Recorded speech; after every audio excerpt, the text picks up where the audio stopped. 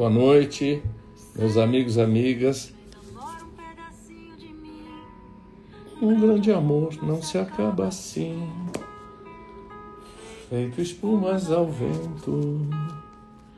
Não é coisa de momento, raiva passageira, minha que dá e passa.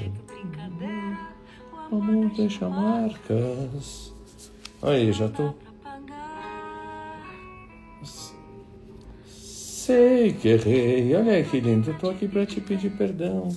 Eu como cantor, péssimo, mas ainda bem espumas ao vento, né? Xana, minha amiga. Bia, minha querida amiga chegou. Oi, Ronaldo, tudo bom? Isso aí, ó, é antigo, muito antigo. Bom, acho que a doutora chegou. Vamos lá.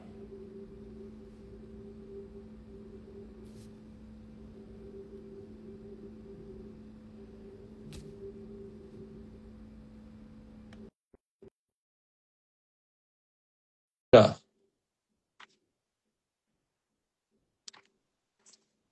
Acho que já está tudo certinho. Oi! Cheguei. Tá me ouvindo bem? Ouço, e você me ouve? Muitíssimo, muitíssimo bem. Que bom. Como é que você tá? Faz tempo que não te vejo. Pois é, tô bem, mas nervosa, né? Por que nervosa? O tema é árido. O tema é árido e a gente teve que colocar um título para adocicar um pouco a nossa discussão, né? Bom, eu estou apresentando para vocês minha amiga, tenho o privilégio de considerá-la, a doutora Ana Carolina Moreira Santos. A Carol é advogada, presidente da Comissão de Direito Aplicado à Saúde, mestre em Direito Médico. Eu conheci a Carol fazendo um trabalho lindo, que ela oferece a sua consultoria jurídica ao grupo lá do HC, do IPQ, ao Promude, que é o Projeto Mulher Dependente, absolutamente como uma coisa voluntária, e começa daí a minha admiração por você. Obrigado, muito obrigado por você ter aceito. Você tem um livro lindo que nós vamos falar dele. Então, primeiro eu te agradecer e depois perguntar, Carol, fala um pouquinho da sua formação, aí as pessoas te conhecem. Você foi fazer direito porque você era já apaixonada, assim, desde o ventre materno? Como é que foi isso? Bom, primeiro, tá aqui te agradecer, né? Te agradecer a oportunidade de falar um pouco sobre a minha pesquisa de dissertação. Te agradecer por essa coragem, porque de fato é um tema árido, é um tema que poucas pessoas discutem com responsabilidade, né? E o fato da gente trazer isso para a área da saúde, né, como um direito, é muito importante para que a gente possa construir pontes, né? Construir um diálogo. Eu sou do direito, né, de formação, sou uma advogada criminalista. As minhas outras atividades são mais vinculadas a um viver institucional, né, mas a minha formação, e eu sempre digo que eu sou apenas uma advogada criminalista, né, mas uma advogada que gosta de se debruçar sobre temas difíceis, né, como ficou bastante claro aí com a escolha do tema da minha dissertação. E também, né, pela minha formação como advogada, eu trabalhei no escritório durante 16 anos, onde a atividade institucional, a atividade pro bono, a atividade voluntária faz parte de uma formação não só uma formação profissional, mas uma formação humana, né, existencial. Então, esse é um trabalho, de fato, assim, que eu tenho muito orgulho também de fazer parte lá do Promude, no IPQ. Faço isso com muito gosto e espero estar também colaborando com essas mulheres que precisam tanto desse nosso olhar, né? As mulheres dependentes, assim como as mulheres que por algum motivo precisam interromper a sua gestação, são mulheres que precisam de um olhar, né, de toda a sociedade muito cuidadoso. A gente conversou, quando a gente ia colocar o tema da nossa conversa, eu ia colocar aborto na boa, né? E depois alguém me falou, não, não coloca não, porque o Instagram vai fazer qualquer coisa, vamos colocar interrupção voluntária da gravidez, que é um eufemismo. Falar sobre aborto deixa as pessoas amedrontadas, chocadas? Quando você fala disso, quando você escreve sobre isso, você percebe que tem um pé para trás cada vez que você vai falar? Tem, né? Eu acho que o tema é um tema tabu, né? Ele é um tema tabu porque ele mexe com duas questões que são tabus, né? Na sociedade, a gente pode pensar aí na sociedade como algo global mesmo, né? O tema da interrupção voluntária da gestação é um tema tabu porque ele mexe, em primeiro lugar, com o conceito de vida, né? Então, ele vai mexer com algo muito importante, que são os conceitos de vida e de morte, né, que são fundamentais para nós, seres humanos, e ele vai mexer com um outro tema tabu, que é o exercício da sexualidade por mulheres, né? Exercício da sexualidade com autonomia. Então, dentro, né, desses dois tabus que constituem o tema do aborto, é por isso que é um tema que acaba despertando paixões, né? E aqui pensando tanto do lado positivo quanto do lado negativo. Mas é importante, tá, que a gente ter a ideia, né, de que o tema da interrupção voluntária da gestação não é um tema de opinião. Não é sobre opinião que nós estamos falando. Nós estamos falando de uma questão de saúde, e uma questão de saúde pública. Então, na minha dissertação, eu busquei partir exatamente dessa premissa, de que eu não estava debatendo um tema que cabe opinião de A ou de B, mas um tema de saúde pública que está posta, né? E no Brasil está posta de uma forma ainda muito incipiente. Tá. Tem gente muito legal aí vendo você, a Marlene, que é minha amiga. Eu não vou falar o sobrenome dela, porque senão todo mundo vai cair duro aqui. Emily tá aí. Olha, eu fiz uma chamada agora há pouquinho, dizendo que todo mundo deveria vir assistir a nossa conversa, porque aborto olha, criminalização do aborto é um problema de saúde pública, né? Você fala muito dessa morbimortalidade. Você é uma advogada que usa termos médicos, ou seja, aumenta a morbidade e aumenta a mortalidade. Você quer falar porque aborto é um problema de saúde pública? Acho que é importante, né? A gente sempre parte, né, desse pressuposto, né, de que e que acho que isso é como um ponto de partida da nossa conversa, a gente entender que quando a gente fala de criminalização do aborto, a gente não está falando de um problema prisional, ou a gente não está falando de uma questão de opinião, a gente não está falando de uma questão moral ou de religião, mas nós estamos falando sobre colocar mulheres que já são vulnerabilizadas em situação de risco aumentado. Ou seja, e aqui eu imagino que todo mundo que vai me ouvir vai concordar comigo, que mulheres que são privilegiadas do ponto de vista socioeconômico têm acesso à interrupção voluntária da gestação com toda a asepsia necessária e com médicos de altíssimo padrão. Não obstante, a nossa legislação proíba essa prática. Essa é uma realidade. E não é uma realidade brasileira, essa é uma realidade global, porque todos os indicadores de pesquisas que foram realizadas globalmente indicam que o tratamento legislativo dessa questão, por qualquer país que seja, não altera os índices de realização de aborto. O que isso quer dizer? Países em que é permitido ou países em que é proibido não alteram os seus índices de realização de aborto. A criminalização, ela vai ter qual resultado? Ela vai resultar exatamente na morbimortalidade dessas mulheres, ou seja, vai colocar mulheres vulnerabilizadas em risco de vida e de danos à saúde de forma permanente.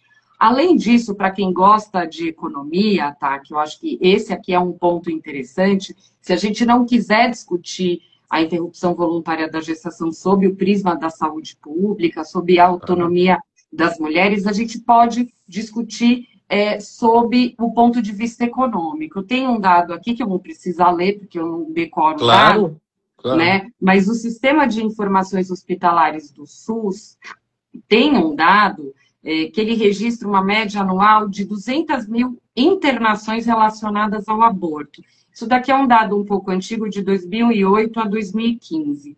O custo aproximado disso é de 40 milhões de reais. Ou seja, a gente não apenas está deixando de cuidar da saúde de mulheres já vulnerabilizadas, que não têm acesso a um aborto seguro, mas a gente também está impactando o nosso sistema único de saúde. Ah, só para te dizer, essas 200 mil internações anuais por complicação de aborto é a segunda maior causa de intervenção obstétrica no SUS. A primeira é parto, a segunda é complicação. Tem uma definição de um problema de saúde pública que você já destrinchou, quer dizer, tem alta prevalência, ou seja, é muito frequente, alta morbidade, várias doenças, alta mortalidade, tem um custo elevado social, né, pessoal, e é prevenível, né? Essas doenças, essas complicações são preveníveis. Isso é o que a gente chama de problema de saúde pública. E você imiscuída na saúde, né? Uma advogada que sabe tudo de saúde. Ah, mas eu queria perguntar para você. Você tem um trabalho, a Comissão de Direito Aplicado à Saúde. Você podia falar um pouquinho disso antes da gente continuar?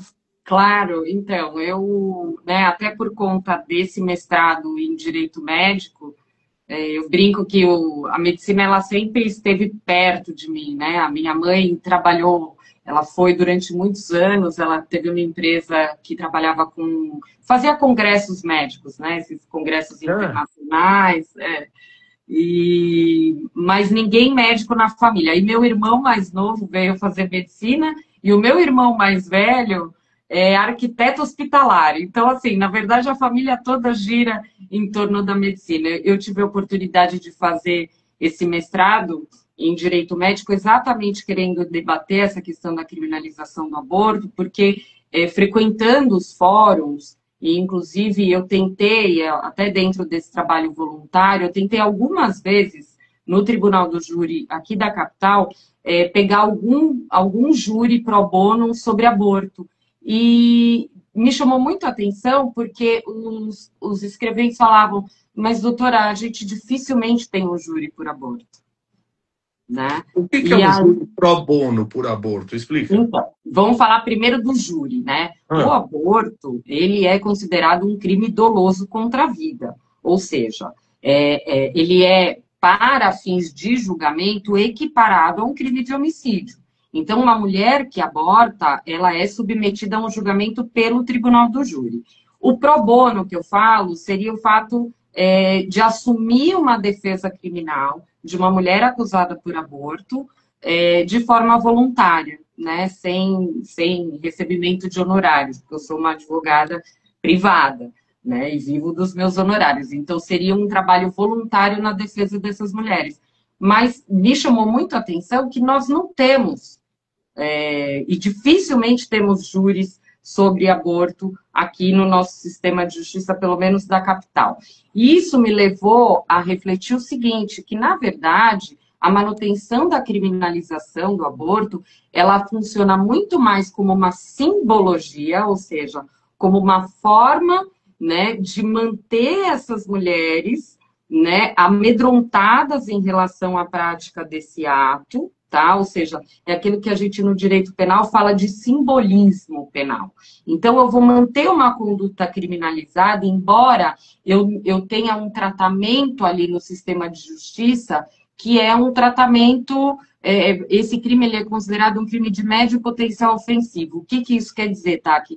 O crime de aborto, o autoaborto, né, que a gente chama, aquele que é praticado pela própria mulher ou por terceiro com o seu consentimento, artigo 124 do Código Penal, esse crime é considerado de médio potencial ofensivo, ou seja, essa mulher é denunciada pela Justiça, pelo Ministério Público, mas há a possibilidade daquilo que nós chamamos de suspensão condicional do processo. O que é isso?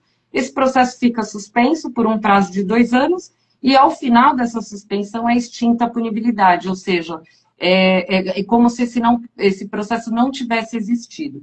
Então, nesse sentido, a gente defende que a manutenção da criminalização, na verdade, ela opera de uma forma a manter a vulnerabilização dessas mulheres, para que elas tenham medo, né, das agências de controle, ou seja, elas tenham medo do Ministério Público, elas tenham medo da polícia, medo do juiz, e não busquem, né, um serviço de qualidade para praticar esse ato. Então, é muito mais uma forma de controlar corpos, de tolher autonomia e dignidade humana, e principalmente direito à saúde, do que efetivamente uma prevenção da prática desse crime. A gente chamava da espada de Damocles na cabeça, não era isso? Marise tá aí, que é defensora, uma aguerrida defensora do direito das mulheres. Eu achei, olha, ano passado eu vi um projeto de lei, o projeto 1904/24, daquele deputado Sóstenes. Rapidamente eu falei que a prática de aborto após a 22ª semana era equiparada ao homicídio doloso. Mesmo mulheres que tivessem feito aborto por estupro ou menor de idade. Você lembra disso? O que me levou a essa excrescência? Tá parado. Eles tentaram aprovar em regime de urgência. É importante a gente saber o que é o regime de urgência. É uma forma de se levar um projeto de lei para ser discutido sem passar pelas comissões temáticas, ou seja, sem passar por comissão de Constituição e Justiça, né? Ou seja, sem passar por aqueles controles de constitucionalidade que nós temos no Poder Legislativo. Houve uma mobilização muito grande, né, dos coletivos feministas, com a ajuda de alguns homens que também acham que é importante a defesa dos direitos de meninas e mulheres, e esse projeto ficou esquecido. Mas é interessante, tá, que a gente trazer qual foi o momento histórico, né, que a tentativa assodada de urgência desse projeto vem. Foi exatamente no momento em que o Supremo Tribunal Federal estava discutindo a descriminalização até a 12ª semana. Com votos favoráveis, né? De Rosa Weber. Acredito que teve mais um, mas eu não lembro de quem foi.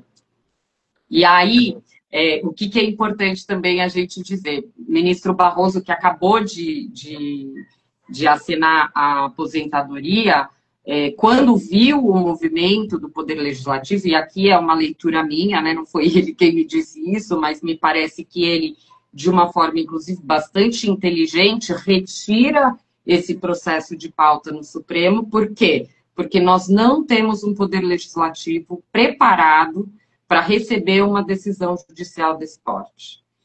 Tá? Isso, inclusive, foi tocado em caráter de urgência por uma outra figura nefasta, que é o Arthur Lira, na época, né? Você já começou falando algo que eu acho fundamental, mas é importante a gente reforçar. A lei não é igual para ricos e pobres nesse país, nem para brancos ou pretos. A criminalização do aborto reforça essa desigualdade, não é? Desigualdade de gênero, desigualdade socioeconômica, racial, a justiça não é igual para todos. É isso mesmo, quer dizer, manter essa criminalização do aborto é mais uma questão de classe social. Sim, sem dúvida, né? Eu tenho uns dados estatísticos interessantes. O Ministério da Saúde, há uns bons anos atrás, fez uma pesquisa muito ampla sobre a realidade do aborto no Brasil. Uma pesquisa que foi de 1990, foram 20 anos de pesquisa, tá? Eu não sei fazer conta direito. Mas o fato é o seguinte, né? ele trouxe alguns retratos, né, sobre essas mulheres que realizam o aborto no Brasil. É interessante a gente ter o retrato de qual é essa mulher que mais morre em decorrência de aborto no Brasil. Ela é uma mulher negra ou indígena, tá? Você quer ver? Ó, mulheres negras e indígenas são 74% dos óbitos, tá? Essas mulheres também têm baixa escolaridade, as que morrem, tá? 68% não tem vínculo conjugal. De outro lado, essa pesquisa trouxe um retrato de quem é essa mulher que realiza o aborto, que também é muito interessante. Ela é uma mulher de 20 a 29 anos, tá? Ela tem uma situação conjugal, tá? Ou seja, aquele ideário, né, de que mulheres que praticam aborto são mulheres desregradas, que não cuidam da própria saúde sexual, né, esse ideário que se construiu em cima dessa mulher, na verdade, a pesquisa de 20 anos do Ministério da Saúde nos mostra que essa não é uma realidade. Ela tem mais de 8 anos de escolaridade e, pasmem, ela é uma mulher católica, assim como eu. Ela é uma mulher católica, tá? Portanto, ela tem religião definida. E um dado que é muito importante, 62% dessas mulheres são mães, tá? Elas não estão na primeira gestação, elas já são mães. Essa população que você está descrevendo é a população... Qual é a população? Essa que você está descrevendo agora. É uma população que faz aborto? Não. Isso. Essa última que fez o aborto, mas que não morreu. A primeira população, aquelas mais vulneráveis, são exatamente as que vieram a óbito, que são dados do Sistema de Informações Hospitalares. Então, uma clara divisão, uma radical divisão aí, né? A gente precisa pensar o sistema punitivo, né, no seguinte lugar. Essas mulheres que fazem, né, a interrupção voluntária da gestação com segurança em clínicas ascéticas, né, eu sempre gosto de falar que são clínicas ascéticas, elas têm pelo menos uma parte do seu direito garantido, ou seja, elas têm, ainda que na clandestinidade, acesso ao direito à saúde. Elas têm acesso a esse aborto que a gente pode chamar de um aborto seguro. As mulheres vulnerabilizadas, né, ou seja, as mulheres que não têm condição socioeconômica para contratar esse serviço, elas são as mulheres que estarão, primeiro, sem acesso ao seu direito à saúde, e, em segundo lugar, elas estarão sujeitas a esses controles formais que a gente fala, ou seja, elas estarão sujeitas a partir de denúncias da própria equipe de saúde, isso é importante dizer também, né? A partir dessas denúncias, elas são submetidas ao sistema de justiça. Eu gosto muito de história e você me fez estudar e eu fui ver que o Código Penal é de 1940, quer dizer, eu não lembro se era isso mesmo, que era a famosa polaca, acho que Getúlio Vargas, é do tempo do Getúlio Vargas isso, né? E é extremamente conservadora, punitiva, quer dizer, nós estamos no meio do Estado Novo. Eu entendo que depois entrou o Estatuto da Criança, entrou a Lei Maria da Penha, mas ele ainda, em termos de aborto, ele vale, né? E equipar o aborto a uma violação, né? Uma violação constitucional e tal. Será que é isso? Esse Código Penal, ele é pétreo aí? A questão do aborto não se mexe nesse Código Penal? Não, é importante até você trazer isso, porque não só no Código Penal, mas também na Constituição Federal não há uma definição de quando inicia a vida. Certo. Nós não temos um marco estabelecido de quando se dá o início da vida, né? Então, nós temos hoje uma interpretação tanto da Constituição Federal quanto da... Travou? Alguém está falando que não, travou? não, para nós, não. Então, tá bom. Nós temos, então, uma interpretação tanto da Constituição Federal quanto do Código Penal de que a vida se inicia a partir da concepção. Mas essa é uma visão, né, e é até para fazer uma brincadeira aqui com o termo, é uma concepção religiosa sobre o início da vida. Animista. Né? E aqui a gente também precisa relembrar que o Estado Democrático de Direito, a República Federativa do Brasil, é um Estado laico, por determinação da Constituição Federal. É um Estado laico, mas você tem até um partido que representa uma igreja. Os Republicanos é um partido de uma igreja neopentecostal, né? O fato do país ser um Estado laico não protege essa discussão dos ataques morais, religiosos, não protege o corpo da mulher de ser um instrumento de manipulação político, não é? Quer dizer, essa denominação que nós temos um Estado laico é para inglês ver? Hoje ninguém mais respeita isso? Tá aqui historicamente a laicidade, né, desde 88 pelo menos do Estado é para inglês ver, e me parece que em termos aí de como as nossas instituições estão se formando e como o poder político e as igrejas têm, a gente está parecendo uma coisa meio idade média, assim, o que a gente está vivendo no Brasil, né, politicamente hoje. Me parece que essa fusão é algo que tem nos últimos anos se aprofundado e que é um motivo, penso eu, de cuidado, né? E de um olhar e da sociedade colocar uma luz nisso. Porque, como eu disse no início da nossa conversa, o aborto não é uma questão de opinião, não é uma questão moral, o aborto não é uma questão de religião. O aborto é uma questão de saúde pública, e se a gente continuar olhando essa questão sob o viés da moral e da religião, nós não vamos chegar a uma solução. Eu sou favorável, tá, a que se respeite, né, alguém que, por um motivo religioso, defende o início da vida desde a concepção. É preciso respeitar que as pessoas têm alguma opinião ou alguma posição sobre determinados temas. Mas a gente precisa também, no que diz respeito a essa situação, como se trata de um problema de saúde pública, uma questão de saúde pública, nós precisamos resolver isso dentro de um processo racional, dentro da racionalidade. E foi essa tentativa que eu fiz, né, quando escrevi essa dissertação, trazendo a questão religiosa, como essa criminalização foi formada lá pela Igreja Católica, lá atrás, né, como houve a formação dessa ideia, né, de que a vida iniciava com a concepção e que, portanto, a lei e a política deveriam proteger esse feto desde a concepção, ou nem feto, né, mas o próprio embrião.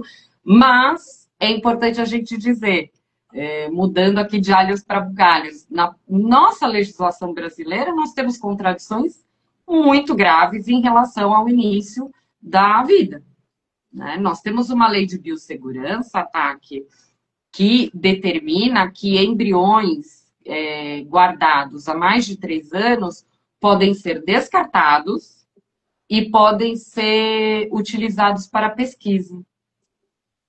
Então, nós temos uma contradição muito grande entre a proteção da vida desde a concepção, para que se criminalize o aborto desde a concepção, portanto, e, por outro lado, nós temos uma lei de biossegurança que diz que embriões podem ser descartados. Então, a vida de um lado pode ser descartada, mas quando essa vida está dentro de um corpo de uma mulher, ela não pode. Uhum.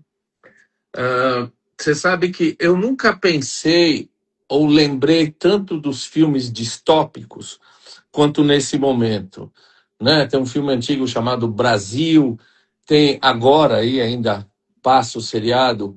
Inicialmente era o livro da Margaret Atwood, o Conto de Aia, né? Que tem a sociedade patriarcal. Eu nunca pensei tanto nesses filmes distópicos quanto agora, no Brasil e nos Estados Unidos. Você acha que a sociedade brasileira é uma sociedade conservadora, é uma sociedade que caminha para uma coisa conservadora demais, uma coisa fanática, religiosa? Você teme isso? Eu não tenho nenhuma dúvida, mas primeiro eu preciso dar boa noite para o Lorenzo, meu filho, que acabou de entrar aí. Ah, olha aí. Olha, sua mãe, cara, maravilhosa. Ai, que orgulho. Um beijo, filho. Então, eu não tenho dúvida que a gente vive, né, numa sociedade muito conservadora. Eu acho que há uns anos atrás nós tivemos algumas evoluções, no nosso pensamento, mas nós temos evoluído bastante, né, Taki? E esse é um tema, né? A gente fala que eu acho muito interessante quando falam que o aborto é um tema de costumes, né? Infelizmente ele é. Ele não deveria ser um tema de costumes. Ele devia ser um tema de direito e de medicina, né? Me parece que é o direito e a medicina que vão, de uma forma racional, solucionar esse tema. Há ainda uma outra contradição legal na nossa legislação, nós temos a lei de transplantes. A morte é determinada, né, pela lei de transplantes quando há o encerramento de atividades cerebrais.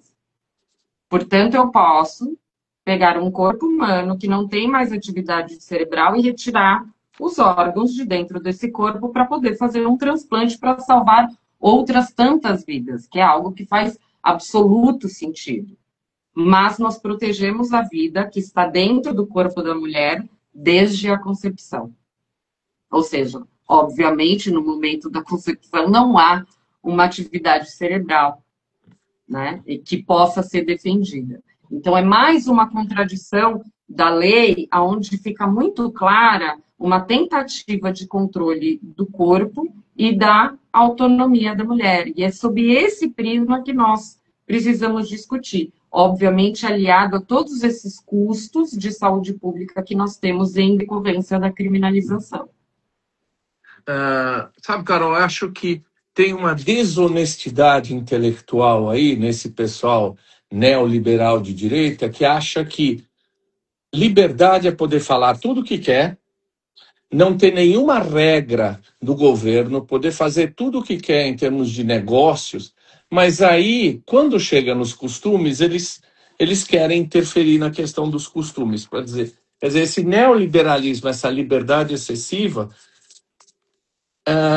eu acho que é cínica. Eu acho que é um discurso falso, porque quando entra na questão da mulher, eles acham que podem legislar a respeito da mulher. Não te parece isso meio incongruente, meio cínica essa história? Na verdade, isso é uma construção, né? É uma construção histórica. Então, a gente já queimou mulheres, né?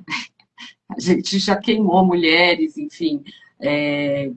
Há toda uma construção, né, que é muito vinculada, aí há um vínculo muito forte entre o patriarcado e a formação do capitalismo, e esse controle do corpo da mulher é uma ferramenta de manutenção desse poder, né? Claro. A partir do momento que eu dou a essas mulheres, né, então, autonomia para decidir, ainda que por um curto período de tempo, sobre o seu planejamento familiar, sobre autonomia em relação ao seu próprio corpo, eu estou dando a ela o quê?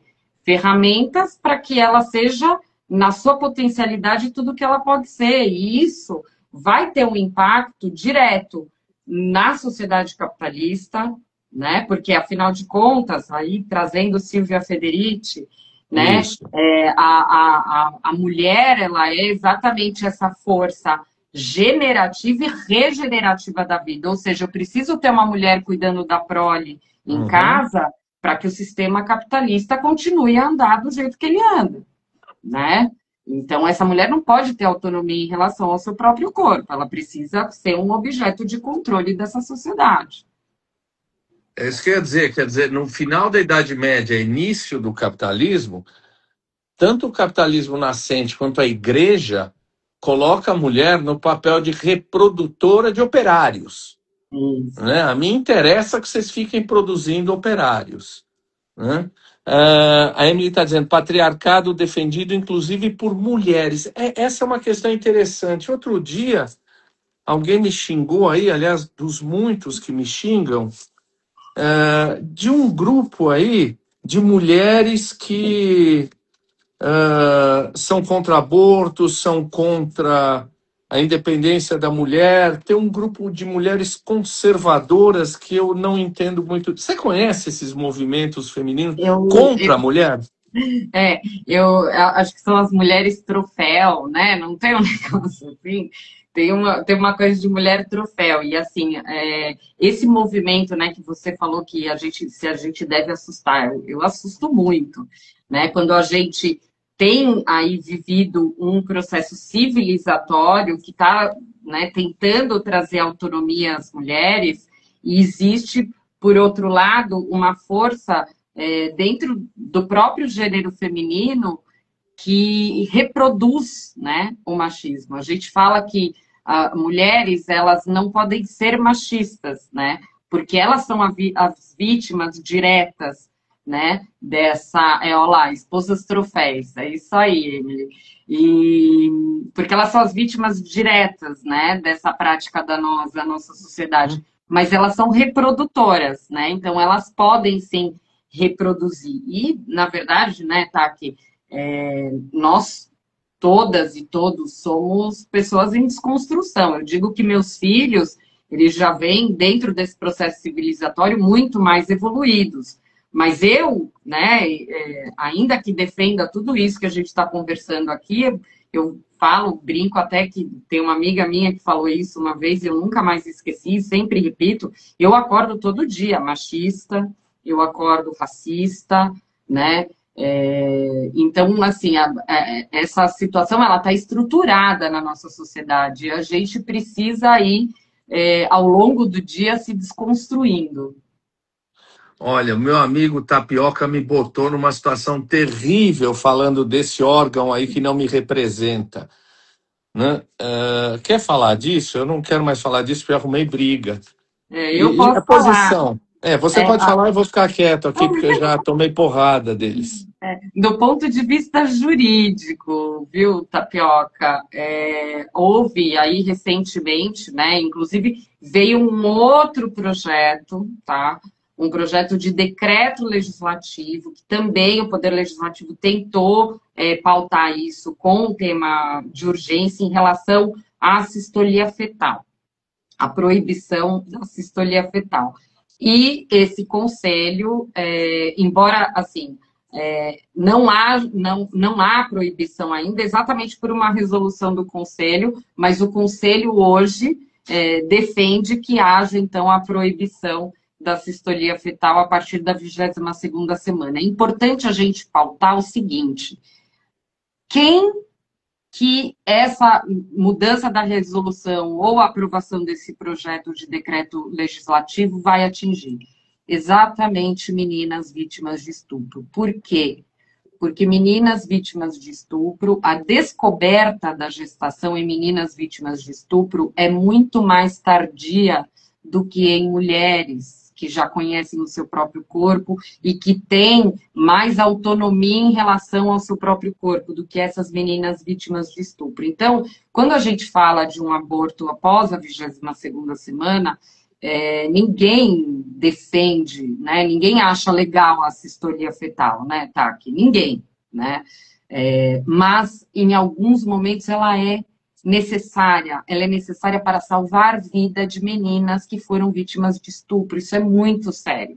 Quando a gente visa proibir a sistolia fetal, nós teremos como resultado disso morbimortalidade de meninas estupradas. O Estado, no lugar, né, exatamente no lugar onde o Estado tinha que estar presente para proteger essas meninas, ele vai ser o agente que vai causar danos tão severos quanto a própria morte dessas meninas, né? Num lugar de acolhimento, ele vai ser determinante na morte dessas meninas. É algo absolutamente absurdo. Assim. O Tapioca, não sei, me perdoe, é isso que está escrito aí, sabe, ou CFM, o papel dos conselhos médicos é é a proteção das relações éticas e das questões éticas. Não é papel do CFM discutir cloroquina, ivermectina, aborto. Esse não é o papel do CFM. Infelizmente, não sei se você sabe, nós tivemos eleições dos conselhos regionais de medicina, e acho que são 26. E dos 26, 25, as chapas vencedoras se aliaram à época com o presidente anterior. Apenas uma, acho que é de Brasília, tem um grupo mais arejado, né? O que significa? Você não quer mostrar o seu livro? Vai, mostra o seu livro, faz um pouco de jabá aí. Aqui, ó. Vai, fala do seu livro. Aliás, ele chama Aborto, Criminalização e Estigma, uma proposta para legalização, porque até daqui a pouco vamos falar um pouquinho sobre o que é uma proposta de legalização. Eu queria só ter a oportunidade de falar aqui sobre a capa, que essa capa foi idealizada pela minha filha, Ana Luísa. Ah, que Né? linda! E ela fez, assim, uma mulher, né, que seria eu pensando em outras mulheres diversas, porque a construção desse livro foi exatamente isso, né, tá? Que eu sou uma mãe, né, engravidei 2 vezes, tive 2 filhos, e quando eu resolvi dissertar sobre esse tema e pesquisar esse tema, eu não estava falando de mim enquanto mulher, né? Mas eu estava falando exatamente de outras tantas que precisam de alguém que esteja compromissada a discutir o tema com responsabilidade. E foi por isso que, ao final, né, da dissertação, eu quis trazer uma proposta para que a gente possa tentar estabelecer um canal de conversação, um canal de diálogo para a construção de uma ponte, de um espaço de consenso, que obviamente com esse legislativo que nós temos hoje não é possível, mas com a esperança de que a gente possa construir isso num futuro que não esteja muito longe. Há um tempo atrás, eu fui pegar um escrito meu, eu fui estudar o que acontece com crianças, filhas ou filhos de estupro, né? E aí eu fui ver a questão histórica. Milhares de chinesas que sofreram violência sexual em 1937, durante aquele massacre de Nanquim das tropas japonesas, nenhuma delas, foram milhares, publicamente assumiu a criação dos filhos. Parece que a maioria dessas crianças foram mortas ou abandonadas. A Unicef diz que na guerra da Bósnia, muitas mulheres foram estupradas e dos filhos resultantes, a maior parte desses filhos foram mortos ou abandonados. Tem aquele genocídio em Uganda, né, dos Hutus contra os Tutsis, diz que 250 mil mulheres foram abusadas e parece que isso deu origem a 20 mil bebês. São pouquíssimas crianças que sobreviveram à própria mãe, abandonadas, ou a própria mãe matou. E ninguém tem direito de falar mal dessas mães.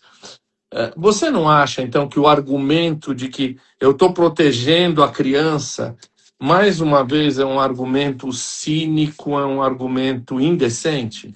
É cínico, porque a partir do momento que essa criança nasce, ela passa a não valer nada. Exato. Né? Então, na verdade, a partir do momento que nós efetivamente deveríamos, enquanto sociedade, proteger essa criança, nós não protegemos, né? Então, é muito cínico. Inclusive, Taki, eu acho que uma questão que eu gostaria muito de trazer é um pouco o que seria, né, um processo de legalização. Porque o meu livro, a gente não fala sobre descriminalização. É preciso que quem esteja aqui ainda fortemente, né, e pacientemente nos ouvindo, compreenda a diferença entre um processo de descriminalização e um processo de legalização. Tá. A descriminalização, ela não é um ato de saúde pública, tá? É um ato político importante, sem dúvida nenhuma. Se nós tivermos, né, uma conjuntura política viável para a descriminalização pelo Supremo Tribunal Federal, esse seria um primeiro passo para o caminho daquilo que eu entendo como um processo apto a garantir a saúde dessas mulheres e meninas, que é o processo da legalização. Por quê? Porque o aborto não é algo que bastou descriminalizar, todo mundo vai fazer com segurança. Eu preciso de um processo legislativo, né, para que administrativamente o Estado garanta, através do Sistema Único de Saúde, a realização de abortos seguros, com uma decisão apoiada, com atendimento por assistentes sociais, por psicólogos, por médicos, dando um prazo para que essa mulher faça uma reflexão sobre a decisão que ela vai tomar, né? Os modelos atuais são todos nesse sentido. Nós temos o Uruguai, assim, a França lá em 1974 fez isso, né? Quer dizer, olha o quanto nós estamos atrasados. Em 74 a França já fez isso, hoje ela já constitucionalizou esse direito, né, de acesso ao aborto. Então, nós temos esse modelo uruguaio como um modelo muito bom e que, até em termos culturais, acredito que se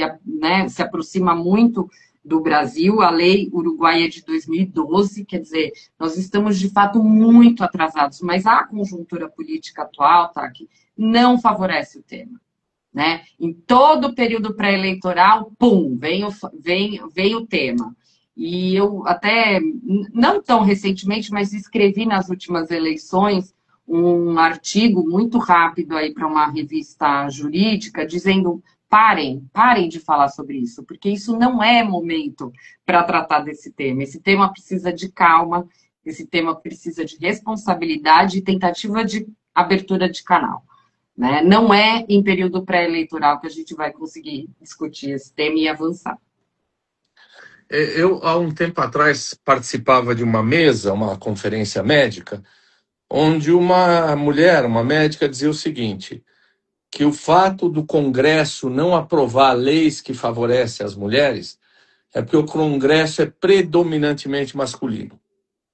Eu achei isso de uma bobagem, porque o que importa não é se é homem ou mulher, mas é a ideologia por trás. Eu posso eleger 300 Zambelles da vida, 300 Damares da vida. Não é uma questão de eleger homem ou mulher, é uma questão de eleger quem tem uma questão ideológica progressista na frente.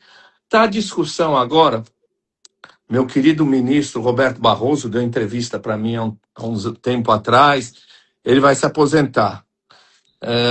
E tem toda uma discussão de que tem que entrar uma mulher, tem que entrar uma mulher, tem que entrar uma mulher. Você acha que a entrada de uma mulher facilita a gente levar essa discussão adiante? Ou depende da mulher? Ou não precisa ser mulher, desde que seja alguém progressista? Você, como mulher, como é que você se coloca nessa situação? Então, tá, essa é uma questão assim, eu entendo quando você fala que isso é uma grande bobagem.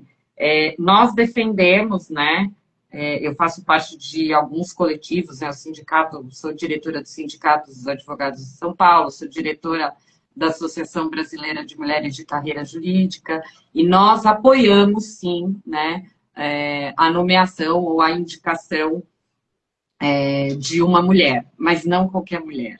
Né? Isso, eu acho que não é contra a mulher, não pode ser qualquer mulher. É isso. Né? As últimas indicações, e aqui, enfim, todo mundo sabe qual é o meu viés ideológico, né? Político ideológico, isso não é segredo para ninguém, até porque é esse aí mesmo. É esse aí mesmo, né?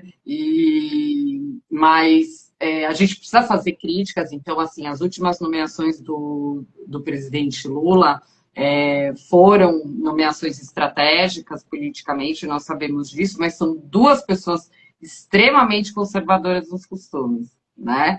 Então, a gente tem aí uma dificuldade... Não, o Zanin? Opa! Zanin, não sabia. Inclusive... para nós, né, do direito penal, uma mão pesada, né? A do Dino consegue ser um pouquinho mais pesada que a do Zanin, mas são duas mãos pesadas, e principalmente o Zanin nos costumes bastante conservador. Então, Mas peraí, o Dino não é um grande progressista nessa área não? menos do que nós gostaríamos, tá? Ah, é? E no que diz respeito ao direito penal, né, os julgamentos de habeas corpus, por exemplo, é só rejeição, Hum, tá? E você uhum. sabe um último ministro que, embora também seja um pouco conservador, um pouco não, um muito conservador nos costumes, teve uma decisão muito importante no que diz respeito ao aborto? O ministro Lewandowski. Então, Que é ele é ministro hoje da Justiça, não é? isso, exatamente, nosso ministro da Justiça.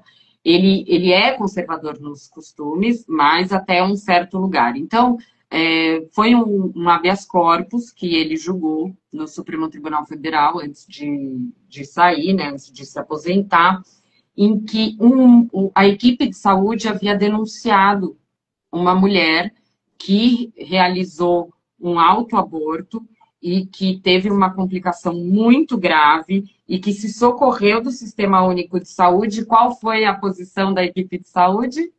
Chamou a polícia. Olha que maravilha. Ah, o Tapioca, que é meu colega, o único que está aí, infelizmente a classe médica me dá vergonha.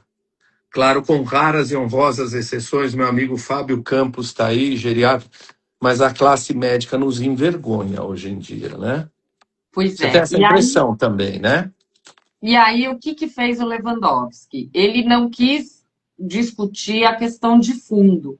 Ele falou, não vou discutir a questão de fundo, mas aqui há uma prova ilícita, há uma nulidade da prova. Por quê? Porque ela foi decorrente da violação do sigilo médico. Então, ele resolve a questão da imputação penal, né? Porque essa mulher, ela não aceitou aquele acordo, ela não quis a suspensão condicional do processo, ela falou, então vocês vão me levar para julgamento no tribunal do júri e eu vou me defender, tá? Aham. Aí a Defensoria Pública impetrou uma ordem de habeas corpus, essa ordem de habeas corpus foi sendo indeferida em todos os tribunais, até chegar no Supremo Tribunal Federal, sustentando exatamente a nulidade dessa prova. Né? Por quê? Porque essa persecução penal, ela nasce ab início, violando um direito sagrado de quem procura o sistema de saúde, que é o sigilo paciente-médico. Né? Eu ouvi outro dia uma pessoa, né, na verdade uma pessoa me perguntou, um advogado, né, um bom advogado, perguntou para mim assim, mas o sigilo é do médico ou do paciente? Ah, meu Deus. Eu falei, meu Desculpa. Deus do céu, você está parecendo um médico que acha que o sigilo é dele, né? Não é, o sigilo é do paciente, né, para Tá garantir bom. Não é direitos do médico, paciente. podia perguntar besteira, como eu estou perguntando besteiras jurídicas. Quem está aí é sua colega, minha querida advogada, doutora Maria Edith, que pode falar quando ela quiser. O que mais que eu vou perguntar para você, porque você está dando um show aqui? Ah, bom, nós sabemos que existem indicações ou possibilidades legais de realização de aborto, né? Vítima de estupro, menor. Me diz quais são e depois a gente discute aquela atoleimada que queria impedir que uma criança vítima de estupro tivesse um aborto. Quais são as possibilidades legais de aborto? Tá. Então, nós temos lá no artigo 128 do nosso Código Penal aquilo que nós chamamos de aborto legal. O que isso significa do ponto de vista jurídico, né? O aborto realizado dentro daquelas condições definidas na lei não são atos antijurídicos, ou seja, não são atos ilícitos, eles são atos o quê? Lícitos, tá? Então, quais são as condições ali, né? Quais são os motivos que podem transformar a interrupção voluntária da gestação como um ato lícito, ou seja, um ato protegido pela lei.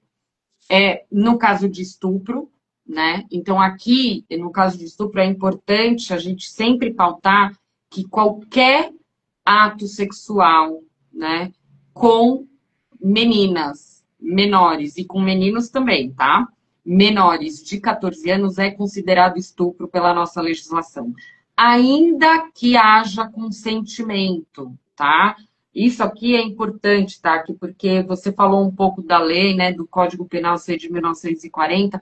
Nós tivemos, nos últimos anos, uma série de evoluções na proteção dos direitos das mulheres no nosso Código Penal. Então, antigamente, nós tínhamos aí o conceito da mulher honesta no Código Penal, né, que não existe mais. Nós tínhamos como extinção de punibilidade, gente, olha o absurdo. O agressor que casasse com a mulher que ele estuprou tinha extinta a sua punibilidade. Por quê? Porque lá em 1940, Taki, os crimes sexuais, eles eram crimes contra os costumes e não contra a dignidade sexual da pessoa. Não Tá? tinha a questão da roupa ou de parecer maior, isso não era um atenuante? Isso, na verdade, assim, nós não tínhamos um critério objetivo, né, como nós temos hoje, assim, 14 anos para baixo, não importa se ela parece que tem 20, não importa se ela se dedica, né, vamos supor que seja uma profissional, que ela se dedique à prostituição, não importa, o critério objetivo. Antigamente, a lei dava ao Poder Judiciário, à jurisprudência, a possibilidade de contornar essas acusações, né, de decidir favoravelmente ao agressor exatamente por conta dessas subjetividades. Tá? Hoje a lei penal é muito clara, no sentido exatamente de proteger essas meninas. Mas no que diz respeito ao aborto, Taki, nem uma vírgula de evolução, de alteração legislativa. Tá? Isso Peraí, é você mais... falou de menor de 14 anos. Quais as outras possibilidades lícitas? As lícitas. No caso da gestação, gerar risco de vida. Qualquer idade. Qualquer idade. Tá? Então, se há um risco de vida atestado por médico para a manutenção da gestação, é possível fazer o aborto legal. Tá? Inclusive, isso na rede pública, né? No Sistema Único de Saúde. E nós tivemos recentemente, mas não tão recentemente, uma decisão que foi proferida pelo Supremo Tribunal Federal, garantindo também que mulheres que estão gestando fetos anencéfalos façam também o aborto legal. É importante dizer que existem outras síndromes, tá, que também são incompatíveis com a vida. Tá? Nesses casos, não há um estabelecimento prévio de que é cabível o aborto legal, mas as mulheres podem ter acesso ao aborto legal se submeterem pedidos, requerimentos ao sistema de justiça. Tá? Até ser julgado, ela tem trigêmeos, não é isso ou não? Isso é rápido. Aí, lógico que não é rápido, tá? Que lógico que não é rápido. E aí vem uma tentativa de legislação que proíbe a cistolia fetal. Vem um outro projeto de lei que proíbe a realização do aborto após a 22ª semana, equiparando esse ato ao crime de homicídio. Então, peraí, essa gestação com risco de vida menor, fetos anencéfalos, elas têm um prazo? Depois disso não há prazo, porque quem não tem há que prazo. determinar prazo é a lei penal. E não há determinação desse prazo. Portanto, é a qualquer momento. Agora, alguém que tenta impedir uma menina de 10 anos ou de 11 anos estuprada de fazer um aborto porque está grávida, não é passível de lei, não é passível de punição, ou porque está se sublevando contra a lei. Quer dizer, não é passível de punição alguém que tem poder e impede uma menina de fazer esse aborto? Sem dúvida, né, Taki? Mas nós temos órgãos correcionais da justiça que nós sabemos que a pena mais grave que eles aplicam aos seus é a aposentadoria remunerada. Né? Então, fica difícil. Os juízes, né? Se fala de juiz. Sim. né? Nós tivemos uma juíza em Santa Catarina, se não me engano, né, do estado de Santa Catarina, não vou falar a cidade porque eu não me recordo, que pediu para uma menina de 11 anos, portanto, vítima de estupro, que esperasse só mais um pouquinho. Esse câncer que se espalhou na sociedade brasileira já existia, mas foi mais descoberto, né? Apareceu a partir da fétida figura do antigo presidente, não é? Os ratos saíram, né, Os do gatos poço. saíram do bueiro. O flautista de Hamelin trouxe os ratos todos. Olha, eu queria que você dissesse o que você quiser agora e que eu não tive competência de te perguntar.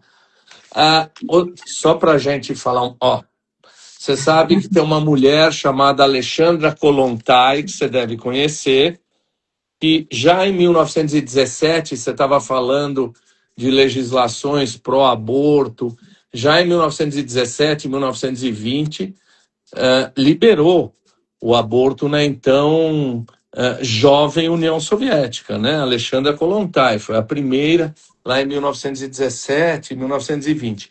Mas depois dessa interrupção, o que eu não perguntei que você acha relevante falar agora, Carol?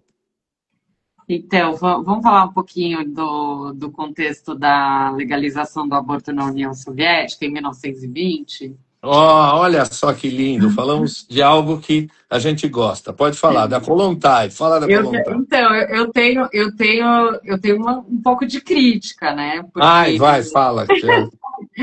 Porque naquele contexto, tá, que embora tenha sido, sem dúvida nenhuma, foi o primeiro, né? Foi o primeiro país do mundo a legalizar a prática do aborto, em 1920, a União Soviética, mas existia um viés, e é preciso que a gente discuta isso, sobre a necessidade das mulheres lutarem, né? Das mulheres? Lutarem na guerra.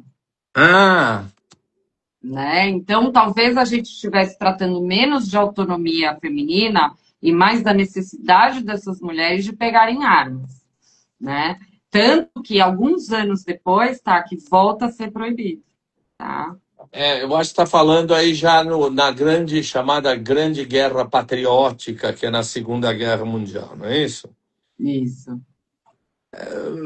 Tá bom, mas eu ainda te amo, viu, Kollontai? Fica quieta aí, fica quieta. Não, inclusive eu escrevi um artigo sobre ela, te mandei e estou esperando o retorno até agora. Não, eu também escrevi sobre ela, tá certo, me cobra.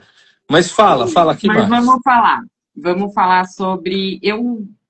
Eu acho que é importante a gente falar um pouquinho mais, e aqui eu já vou caminhando para o final, sobre essa questão da descriminalização e da legalização, né? Nós temos dois modelos aqui, e aqui fazendo aí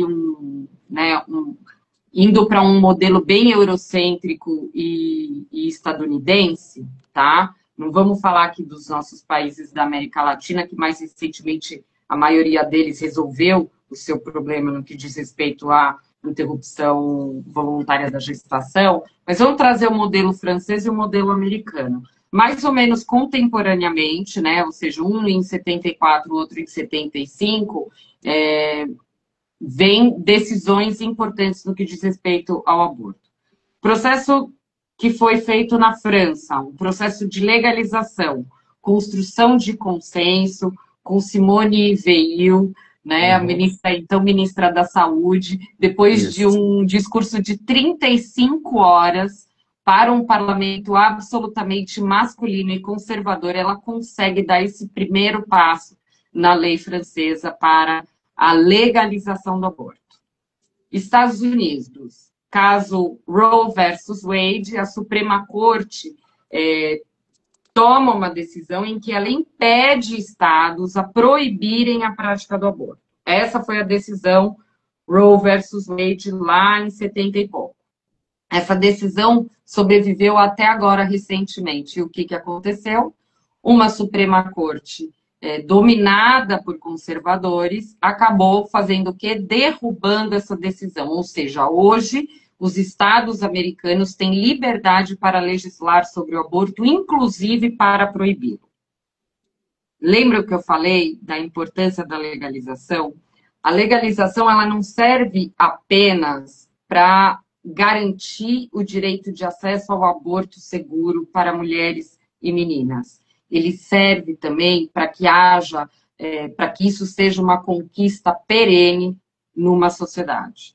Então, para que a gente não fique na mão de um sistema de justiça mais conservador futuramente. Por isso, tá, que é importante, ainda que seja difícil, a gente tentar construir pontos a respeito desse tema, porque somente com o tratamento do tema pelo Poder Legislativo é que nós vamos conseguir avançar no sentido de garantir esse direito a essas meninas e mulheres. Então, é por isso que eu me debrucei sobre esse tema, é por isso que eu fiquei sujeita aí a todo tipo de cancelamento, né? Hoje talvez um pouco mais, porque a sua rede é gigantesca, né? Então talvez hoje eu sofra aí as consequências do cancelamento, mas eu acho que essas mulheres e meninas valem o esforço e valem o risco. Doutor Jamil Murad, saúde. Eu ia te perguntar isso. Eu acho que a sociedade civil precisa pressionar. As grandes conquistas são feitas pela pressão da sociedade civil. Mas nós já falamos que, infelizmente, a não ser em alguns centros, a sociedade civil brasileira ou a sociedade brasileira é extremamente conservadora. Então, você não espera um movimento de massas pressionando a favor disso. Espera? Não, não, Não. assim, nós já tivemos, né, como a gente falou há um tempinho atrás, nós já tivemos uma mobilização feminista que foi muito importante, né, que inclusive conseguiu frear o PL 1904, por Certo. enquanto. Mas, tá, que a gente precisa sair dessa discussão rasa sobre o tema. A gente tem muita ignorância sendo propagada. A gente trata o tema do aborto assim como uma questão de opinião, como eu falei algumas vezes durante a nossa conversa. Eu sou a favor, eu sou contra. Ninguém, né? E aqui, vindo até para um certo senso comum nessa matéria, né? Ninguém é a favor.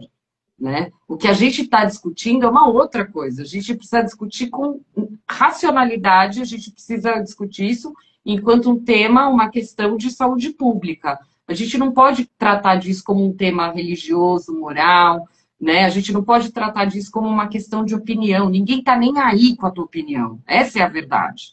Né? Ninguém está nem aí com a opinião de ninguém. Mas acho, Carol, que é um projeto da direita não discutir as questões racionalmente, discutir as questões afetivamente. É transformar a política numa discussão afetiva. Eu acho esse é o caminho. Eu acho que você tem toda a razão e eu acho que esse é o caminho das forças progressistas. A gente tentar trazer responsabilidade na discussão dos temas, né, e colocar a luz no problema de uma forma racional. Nós vamos conseguir isso num curto espaço de tempo? Eu duvido, tá?